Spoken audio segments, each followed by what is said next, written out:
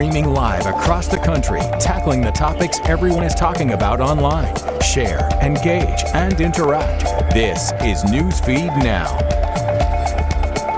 Good morning. It is Monday, February 15th. Glad to have you with us here on Newsfeed Now. I'm Suzanne Bruner, and we are diving into the most talked about stories online. The acquittal of former President Donald Trump, a funeral home van with a body inside stolen. Much more to talk about. But first, let's take a look at the winter weather moving across the country. Many people, including yourself, are dealing with below freezing temperatures, sleet, snow, and ice. In Texas, more than 2.5 million people are without power in what's being considered a power emergency.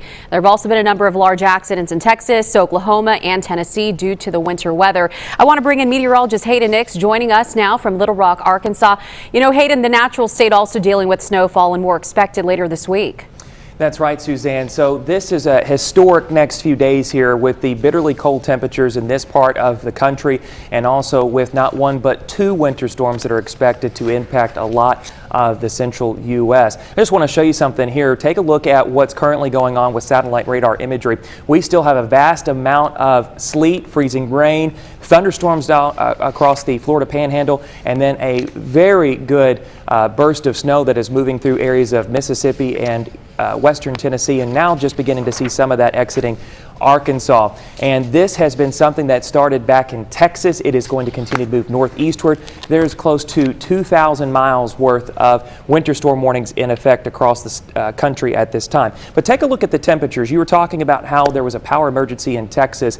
You have temperatures of 18 degrees in Houston. That's not typical. 10 in Austin, 5 below in Amarillo, 6 in Dallas, Texas. And you've got much of the state dealing with unusually cold temperatures, as well as Arkansas, and that means you've got more people needing to heat their homes, and that also means a higher demand on the power grid. So certainly something we have to keep in mind is to conserve that electricity over the next few days. And Hayden, let's talk a little more just about the southern states there. You know, Arkansas, Dallas, Texas area also seeing some snowfall.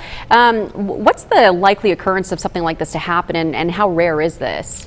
Well, you know, it's funny you asked that, because I was actually trying to discuss it with some other fellow meteorologists if there was any other historical reference that you could go back to. But as far as what we could determine from this, is something that has not been common. We have had snow totals like this, but to have the snow and also the extremely cold conditions like this, we could only think back to maybe the 1983 scenario where we had some of our record cold temperatures, and we're going to be testing some of those. In fact, just for a little tidbit here, Little Rock's record low temperature for today was, I think, 14 or 15 set back in 1905, and we have a low possibly around 0 tonight. So we're going to probably beat that, or most likely, not probably, and that's a 121-year record. That one was set back in 1900. That's a long time. And you know what? It's just really interesting to see. And I don't know if you've seen this on your social media timelines, but people throughout the country, some of them, like even in Texas and Arkansas, saying they're excited to have this snow because this is something that's not really usual for their area. So I do enjoy seeing those pictures. Yeah, and it does not happen often. So you know, this is, I would say this is historic. And so to be able to witness this with the incredibly cold temperatures, it didn't take but a few seconds before things started sticking. And that's one thing that usually is on the table, Suzanne, whether or not we're cold enough. That was not an issue this go around. Yeah, you definitely want to layer up before you head out the door if you are in those areas, because those temperatures, they are dipping very, very low. All right, meteorologist Hayden Nix from Arkansas, thanks so much for joining us here on Newsfeed Now. Let's go ahead and get an update from Capitol Hill right now. Washington is regrouping this morning following a historic impeachment trial. Former President Donald Trump was acquitted for the second time Saturday after the Senate found him not guilty for inciting the attack at the U.S. Capitol. Washington correspondent Kelly Meyer has more. More folks will move to where I was. Louisiana Republican Bill Cassidy is facing backlash back home after casting his vote against Trump Saturday. Is not guilty as charged in the article of impeachment. Cassidy, along with 6 other Republican senators, found the former president guilty on the charge he incited the attack at the U.S. Capitol over a month ago. After the state GOP voted to censure him, Cassidy told ABC News Sunday his constituents will understand over time. Number one, I think I may already represent a majority view. The Trump movement is alive and well. South Carolina Republican Lindsey Graham was one of 43 Republicans who voted not to convict Trump. On Fox News Sunday, Graham said Trump's support is only growing. We need to work with President Trump. We can't do it without him. Although he voted to acquit, Senate Minority Leader Mitch McConnell slammed Trump for his actions. Disgraceful dereliction of duty. Democrats say McConnell's speech proves they made their case. And that information, I think, will live for history. Kelly Meyer reporting, and Senator Graham in that interview Sunday promised Trump will be back, saying he is planning to be back on the campaign trail, helping the GOP win back the House and Senate. And listen to this bizarre story out of Missouri. 2 people were arrested in Festus after police say they stole a funeral van with someone's body inside. Kelly Hoskins reports authorities are thanking the public for their help in finding the van and woman's body. Thank God that the loved one and my van was found. The William C. Funeral Home van that was stolen has now been recovered, along with the body of the deceased woman that was inside of the van. St. Louis County Police say the driver of the funeral home left the van running Thursday at a quick trip store in North St. Louis County. When he went inside and came back out, the van was gone. Police started searching for the man and woman responsible for the theft. On Friday, authorities say the 2 suspects were arrested around 10 at the Walmart store in Festus, Missouri. Police say someone spotted the stolen white cargo van and called police. The pair was apparently inside the store shopping in the sporting goods aisle. Now, officers from Festus and Crystal City Police Department arrested the couple, both in their 30s, without incident. Festus Police and the William C. Funeral Home director would like to thank the person who spotted the van and called police. Yeah, it was a big help, a big thanks to the public. Without the public's assistance, we may not have ever been able to find them. They could keep the van. Just return the loved one so that I can give her the proper disposition that the family requested. And God made that happen. That's all I can say is God made that happen. And we'd like to bring in Zara Barker, who is joining us now from St. Louis, Missouri. You know, this goes to show that, you know, when people pay attention to, you know, the description of the suspects or just the van that they're looking for, that, you know, it came to this point where they spotted that at the Walmart. Talk a little more about just how quick they were able to spot this van and arrest those 2 suspects. Yeah, good morning. Well, it actually took quite a long time.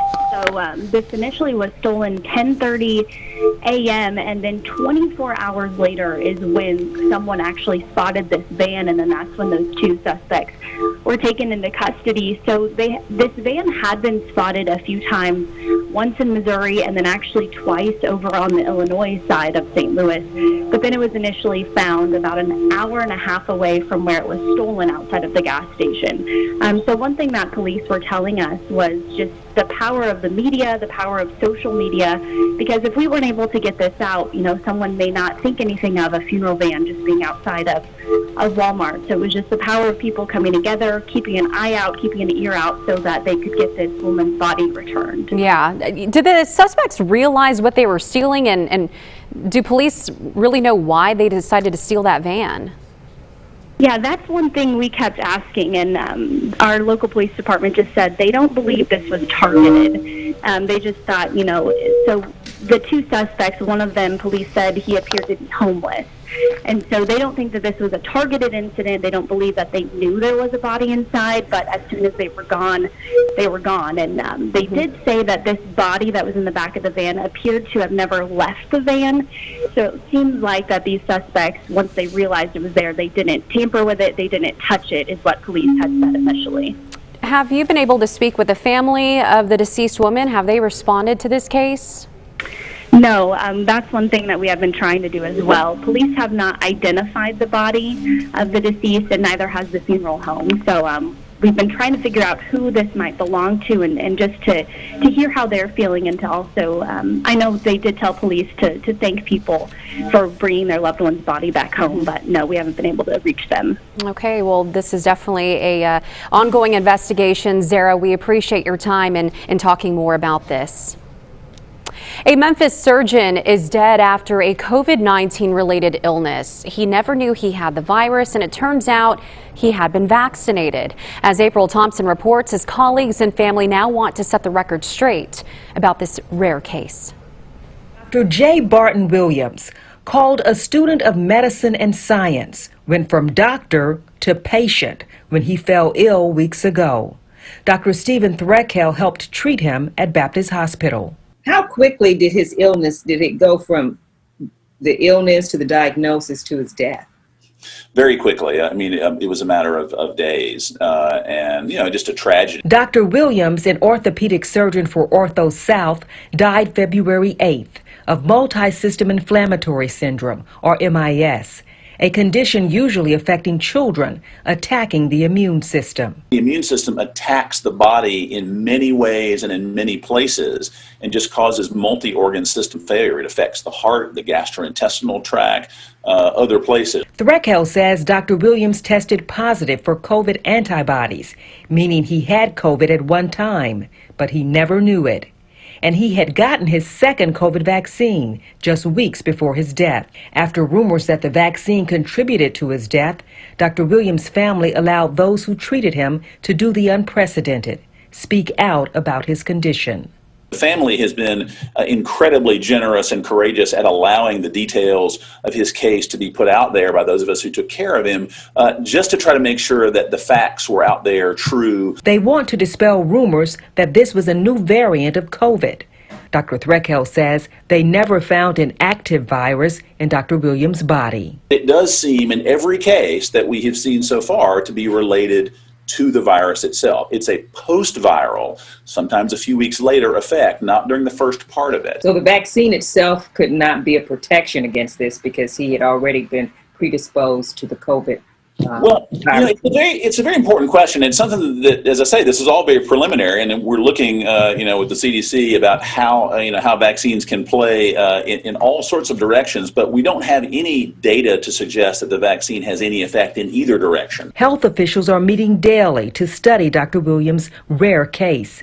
Still, the message: the way to avoid this rare, albeit terrible illness is to get the vaccine, because the way to avoid it is to prevent the infection in the first place. Something they say Dr. Williams would want. He would want this out there and the facts. He would want the true facts out there and to have an effect to save other people. And you can certainly hear his voice in this by saying, get your vaccine. April Thompson, WREG News Channel 3. And we'd like to bring in April Thompson, who's joining us now from Memphis, Tennessee, to talk more about this story. April, thanks so much for joining us. You know, listening to your story here, they were saying how quickly his health deteriorated from contracting the illness to when he died. But what are some of the big factors that, doctors are really wanting people who watch the story to know about this case? I think the big thing from the story, Suzanne, was that he did not know that he had COVID. He never knew he had COVID, and he apparently, when he was diagnosed in the hospital, he was diagnosed as having an antibody, meaning you had it at one time, but you'd gotten over it. So he was never aware of this.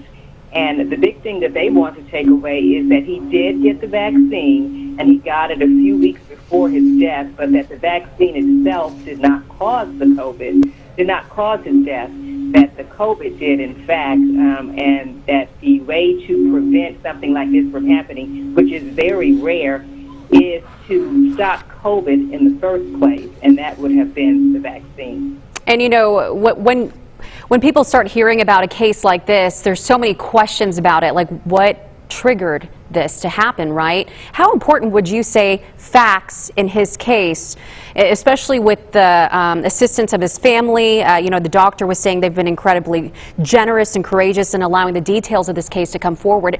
How important and crucial do you think that was, especially for the public? Well, I think initially a lot of rumors have been getting out, especially on social media, that he had the vaccine, then he died. Not looking at the fact that he had COVID a long time before, apparently, and did not know that he had it. And I think the family wanted to make sure that people understood that this was not saying that the vaccine is unsafe, that people should not get it, because that's the first thing that a lot of people think. Look, this doctor had it, took the vaccine, and he died. Before the vaccine, he was fine. That was not the case. He just, this rare immune attacking illness was dormant for a long time until he got ill, and he had been tested for COVID, and the tests were negative. And it wasn't until he went into the hospital that they were able to determine that he had an antibody showing that he had it. But I think the family really wanted to get the facts out there, not to scare people into thinking that the vaccine is going to make you get COVID and end up killing you, and that this rare case is very rare. It rarely happens in adults.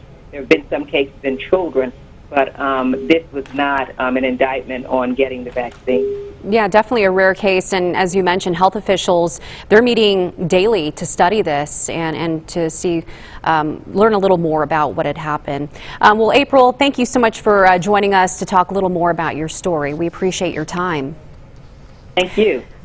Nicodemus is a small town located in the prairies of northwest Kansas. It is the oldest and only remaining black settlement west of the Mississippi. Ashanti Ford has more on this historic town. I spoke with descendants of the first free-born black baby in the state of Kansas. They shared pieces of their history that makes them proud, including slavery, which they say was not a disadvantage, but rather a pivotal aspect to their ancestors' survival. Slavery produced in us a spirit of determination and tenacity to build and sustain an entire town from the ground up with no foreseeable resources. They were solicited. It was an organized effort to create a town and to solicit people that could make it in this town. But Angela Bates, director of the Historical Society, says when they arrived there was nothing but dirt roads, and the nearest town, Ellis, was a 2-day walk away. What you have is a situation where people are pretty much starving to death. Also among their obstacles was a fight to claim their land, something that Bates says many towns experienced in the 1800s. The Osage as well as the Potawatomi both claim that they've been here to Nicodemus. This was during a time that most considered Native Americans to be dangerous. The Indians communicated with them by having the game and throwing it on the ground, that they were not there to harm them.